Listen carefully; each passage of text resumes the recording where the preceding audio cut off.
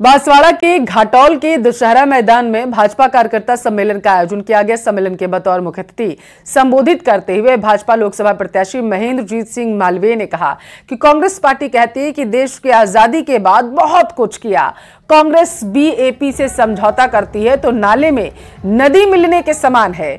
डींगे हाँकने से कुछ नहीं होता है और खुद चुनाव लड़ो। कांग्रेस बीएपी से समझौता ना कर चुनाव लड़ती तो उससे कम से कम कांग्रेस की नाक तो बच जाती। कांग्रेसी सोचते हैं कि मालवीय भाजपा में चला गया और उसे हराना है तो मुंगेरी लाल के हसीन सपने देखना है।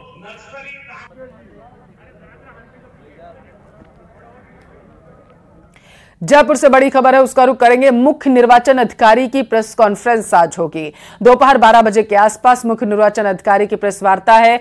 राजस्थान लोकसभा चुनाव को लेकर सचिवालय में प्रेस कॉन्फ्रेंस आयोजित की गई है। बता चलें कि राजस्थान में चुनाव की तैयारियां तेज कर दी गई हैं, जिसको देखते हुए ये जो प्रेस कॉन्फ्रेंस है इसको बुलाया गया है। तो बड़ी खबर आपके टेलीविजन स्क्रीन पर, राजस्थान लोकसभा चुनाव को लेकर के सचिवालय में प्रेस कॉन्फ्रेंस की जाएगी।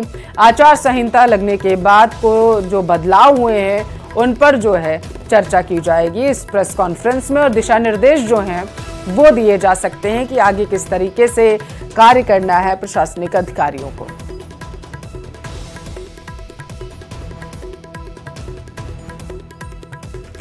चुनाव की तारीखों के ऐलान के साथ ही देश में आदर्श आचार संहिता लागू हो चुकी है। बीजेपी ने इस बार 400 पार का मिशन रखा और अपने मेगा प्लान को अमली जामा पहनाने में जोर शोर से जुटी हुई है, जबकि कांग्रेस खाता खोलने में भिड़ी हुई है। चुनाव की तारीखों के ऐलान के साथ ही देश में आदर्श आचार संहिता लागू हो गई है। बीजेपी ने इस बार 400 पार का मिशन रखा है और अपने मेगा प्लान को अमली जामा पहनाने में जोर शोर से लगी हुई है, जबकि कांग्रेस खाता खोलने में दिलोजान से भिड़ी हुई है। बहरहाल प्रदेश में 2 चरणों में चुनाव होगा। पहले चरण की वोटिंग 19 अप्रैल को होगी, 12 सीटों पर मतदान होगा। दूसरे चरण की वोटिंग 26 अप्रैल को होगी, 13 सीटों पर मतदान होगा। प्रदेश में लोकसभा चुनाव के लिए कांग्रेस 10 प्रत्याशियों की पहली सूची जारी कर दी है, जबकि बीजेपी उससे पहले ही 15 नामों की सूची जारी कर चुकी है। हर सीट पर होने वाली हर हलचल पर पूरे देश की नजर होगी। एक नजर एक दूसरे के सामने खम ठोक रहे उम्मीदवारों पर डालते हैं। सबसे पहले बात भरतपुर की करते हैं। भारतीय जनता पार्टी ने राम स्वरूप कोहली को मैदान में उतारा है। राम स्वरूप कोहली की भिड़ंत संजना जाटव के साथ होगी। कांग्रेस पार्टी ने संजना को मैदान में उतारा है। बात चुरू के मुकाबले की करें तो यहाँ पर भारतीय जनता पार्टी ने देवेंद्र झाझड़िया को मैदान में उतारा है और उनका मुकाबला हाल के दिनों में भारतीय जनता पार्टी को छोड़ कांग्रेस में शामिल हुए राहुल कसवा से रहेगा। जोधपुर का मुकाबला दिलचस्प रहने वाला है। भारतीय जनता पार्टी ने गजेंद्र सिंह शेखावत को मैदान में उतारा है और गजेंद्र सिंह शेखावत का मुकाबला कांग्रेस के करण सिंह से रहेगा। अलवर के मुकाबले की बात करें तो भूपेंद्र यादव भारतीय जनता पार्टी से उम्मीदवार हैं, वहीं उनका मुकाबला ललित यादव से रहेगा। बीकानेर की भिड़ंत भी दिलचस्प रहेगी, क्योंकि भारतीय जनता पार्टी ने अर्जुन राम मेघवाल को मैदान में उतारा है तो वहीं कांग्रेस ने गोविंद राम मेघवाल को मैदान में उतारा है।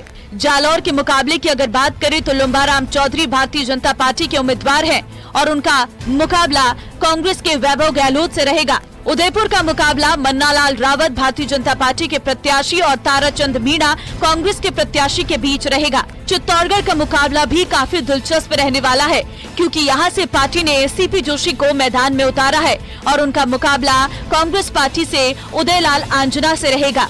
4 जून को नतीजे आएंगे। गौरतलब है कि 2019 में भी राजस्थान में भी 2 चरणों में ही चुनाव हुए थे। Bureau report, news 18 Rajasthan. BJP ने चुनावी तैयारी तेज कर दी। बीजेपी कोर ग्रुप की बैठक में 25 सीटें फतेह की रणनीति तैयार की गई। बैठक में सीएम, डिप्टी सीएम, प्रदेश अध्यक्ष समेत तमाम नेता मौजूद रहे। बैठक में लोकसभा चुनाव की तैयारी के साथ बड़े नेताओं के दौरों पर चर्चा हुई और इसके साथ ही शेष बची 10 सीटों के लिए उम्मीदवारों के नाम पर भी मंथन किया गया। बैठक के बाद मुख्यमंत्री भजनलाल शर्मा ने कहा है कि प्रदेश में लोकसभा चुनाव की तारीखों का ऐलान हो चुका है। इस बार बीजेपी 25 की 25 सीटों पर तो जीतेगी, लेकिन इस बार जीत का मार्जिन पहले की तुलना में बड़ा होगा, क्योंकि जनता ने 3 महीने में डबल इंजन की सरकार के काम को देख लिया है। अब की बार भी हम 25 सीट जीतेंगे, लेकिन अब की बार मार्जिन बड़ा होगा। इस डबल इंजन की सरकार को उन्होंने 3 महीने में भी देख लिया है और केंद्र की सरकार को भी देखा है। मैं कह सकता हूं आने वाले समय में भारतीय जनता पार्टी बहुत